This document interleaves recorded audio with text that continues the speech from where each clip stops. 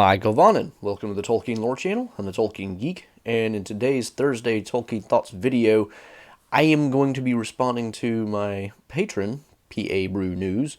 I recently responded to his under other question in a longer format video, but this one he wanted a Thursday Thoughts video on the idea of demon possession or related topics in Tolkien, and he specifically asked about it because he had kind of an interesting daydream idea of one of the blue wizards who, having been corrupted himself, tries to use the now, kind of wandering spirits of Sauron and Saruman to possess king and queen of the East to try to reestablish a domain of evil and whatnot.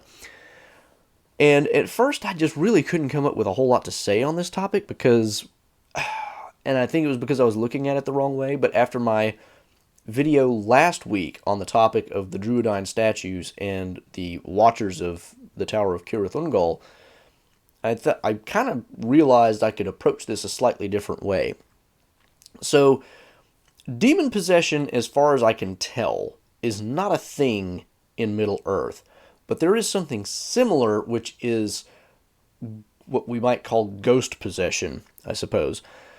Because in Tolkien, the only thing that really count as demons would be things like the Balrogs and other evil Ainur who are siding with Morgoth in some way. And, they can inhabit different forms and whatnot. But we never see them, directly controlling other creatures or anything like that in a possession type way. And so it's not really the kind of thing that we see in Middle-earth, which is interesting because Tolkien, as a Catholic, of course, probably would have believed in demon possession and exorcism, which P.A. Brew News points out. In fact, there's a really funny story about Tolkien where he gets introduced to a tape recorder for the first time. You have to remember, he was born in the 19th century, and tape recorders didn't exist for a long time until, I don't remember exactly when they were invented, but relatively late in his own life. And when a friend of his pulled out this tape recorder and was like, hey, would you like to record something?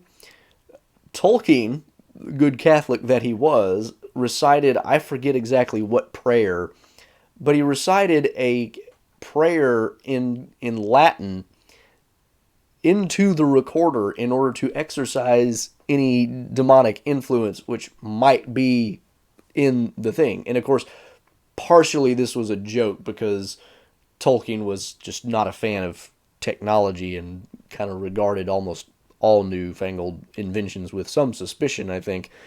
But it shows, the joke shows that he took the idea generally seriously. I don't think he would be joking about it in that way if he didn't actually think demon possession was a real and serious thing. So it's interesting that there's really no indication, at least that I can think of any actual demon possession in Middle-earth in any of his writings. But there are hints that what could happen is the spirit of a dead elf could, basically inhabit and possess the body of another, one of the children of Eru. I don't know if it would work with elves and men equally, but in the Laws and Customs of the Eldar, which is a piece of writing in the Morgoth's Ring volume of the History of Middle-earth, it talks about what happens when an elf dies. Its spirit is separated from its body. The spirit is called to Mondos, where it's supposed to wait until it's either, rehoused or born into, reborn as a child. And Tolkien changed his mind over this over the years. His original conception was elves who die, they wait in Mondos and then they're reborn as a child later on, preferably within their own kindred. But also, he then came up with the idea that you could also just be, your body could just be reconstituted by the Valar, who can see like the memory of that body within the elf spirit And then eventually he kind of moves away from the idea of allowing people to be reborn as children because it poses a lot of metaphysical problems and all this other stuff.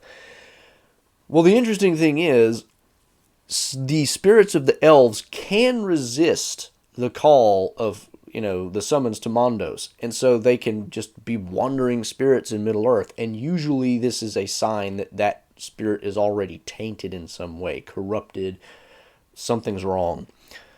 And as a result, these things can, because by nature they are supposed to be, with a body, they can seek out other bodies and try to co-opt them and, try to inhabit them and dominate the spirit that is actually naturally controlling that body. And so that it is a thing that can happen, theoretically, that a spirit of an elf which has refused to go to Mondos could just be wandering around and, much like the Christian conception of a demon, try to get into a body of a living human or elf and then try to basically subjugate the spirit that naturally indwells that body. So this is a thing that can happen. And it's also, this idea is also the basis of something like the Barrow-wights. It says that Sauron, taught his own minions to kind of do the same kinds of things. And this is where the necromancy idea comes from. This is why Sauron is called the necromancer. He is using the spirits of dead bodies. And one of the things that we learn is that these spirits who refuse the summons to Mondos are really easily co-opted by Sauron or Morgoth because they are already refusing, the Valar. And so they're not going to get any assistance from them, and they're already kind of corrupted. So it's really easy for Sauron or Morgoth or whoever to kind of dominate them and use them for their own purposes.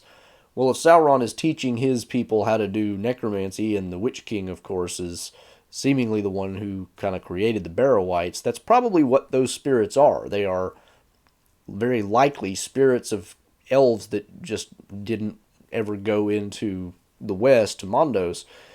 And that could be for a number of different reasons, but at the end of the day, that's kind of like demon possession. And you also have to wonder if the Watchers of Cirith Ungol are a similar thing to that. It's possible that this is an example of using those kinds of spirits for other purposes. Now, in the Barrow-wights and the Watchers are very different, so I'm not sure that there's a whole lot of really solid reason to think that these are the same kind of thing going on. But the Watchers do certainly have at least an awareness, and they have the ability to communicate in some way. We don't know exactly how this works, but whenever Frodo and Sam break out the last time and get out of Cirith Ungol, it utters a cry. Now, is it a purely mechanical cry? Like, is it sort of a mechanical invention? Is it a spirit crying out? Is it, it's not really clear. But it does imply that there is something there. And in my previous video, I theorized that it was actually a lot like Sauron's ring, or Arda compared to Morgoth's ring, to Morgoth. This idea that maybe the Witch King or some other of the Nazgul just input their own power into these statues for the purpose of making them do what they do. And so in some way, they're kind of encompassing this part of the spirit of whoever might have done this. But it could also be that they are inhabited by just completely separate spirits who are just in service to Sauron or the Nazgul through necromancy. So that may be an example of something like demons possessing, or not demons, but a ghost, if you will, possessing an inanimate object. Now, we never encounter an example of any kind of a ghost possession of an actual person in the story. And so one wonders if this passage in the Laws and Customs is entirely speculative in terms of whether that might actually occur. And so again, we just have very little evidence to go on. But it is an alternative way of explaining something like the Watchers. And it does, of course, refer to probably the Barrow-wights, which isn't so much possession, because at that point, the bodies that those spirits are kind of animating, they're already dead. Their spirits are gone. It's kind of a different thing. But it's a really interesting idea that, this could also explain some of the same types of phenomena. Now, it wouldn't explain the Druidine statues. That's, the Druidine do their own thing with that. So, what can we take from this? Once again, it's one of those areas where Tolkien just doesn't give us a ton of information. If he had developed more of his stories over time, maybe we would have gotten concrete examples of this. And we certainly have no examples outside of Tom Bombadil of anything like an exorcism. So, Bombadil banishes the Barrow-wights. And it's not clear exactly how that works. Like, does he, expel the Barrow-wight spirits from the bodies they're inhabiting? Or, what exactly is happening there? But that's the closest thing to an exorcism. And it doesn't look anything like what, a Catholic exorcism would look like, but it just looks very much like what Bombadil does all the time, which is he sings and things happen as a result.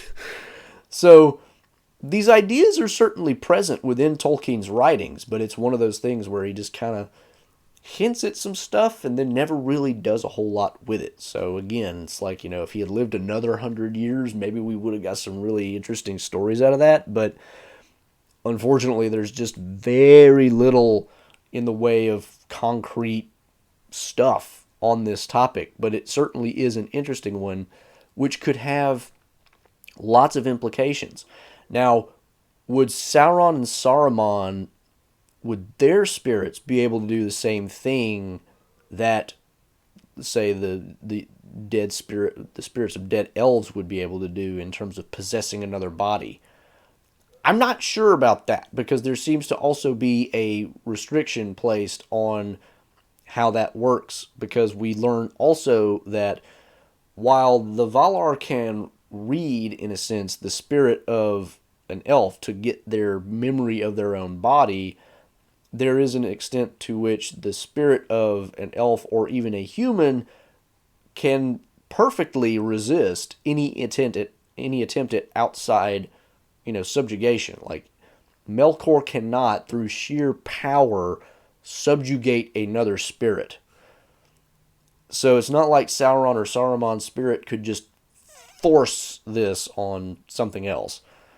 It's not clear what the relation of an elf spirit to another elf spirit or a human spirit would be.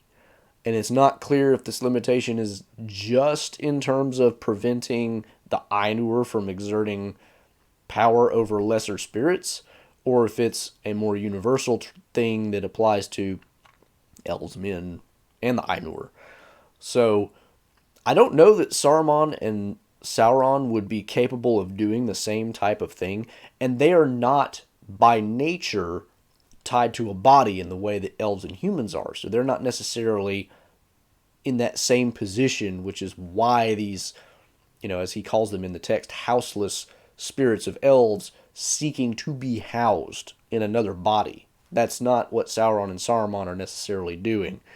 So I don't know that his particular idea of them being used to kind of possess the bodies of monarchs in the East would actually work. And also, in terms of Sauron, I think his power is so diminished by the time the ring is destroyed that it probably wouldn't matter anyway. He could be rejected rather easily. Saruman, I think, kind of rendered himself very, very petty, and therefore would not have much power either.